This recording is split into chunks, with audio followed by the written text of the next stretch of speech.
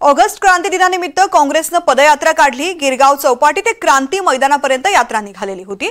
हर्षवर्धन सपकाळ, तुषार गांधी या यात्रेमध्ये सहभागी झाले होते। पासून 9 ऑगस्टला सकाळी ही पदयात्रा काढतो, ही शांती यात्रा काढतो।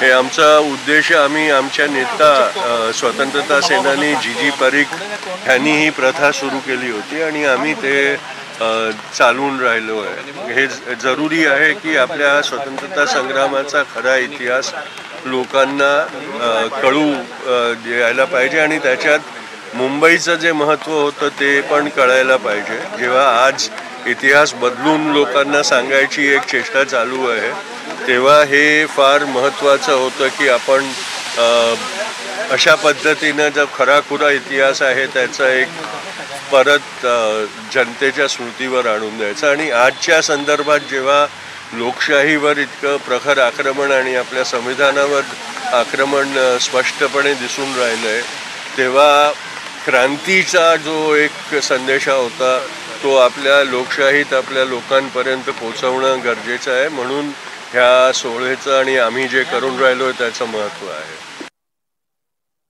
दरवर्षी ऑगस्ट क्रांती मैदानात हा कार्यक्रम होत असतो।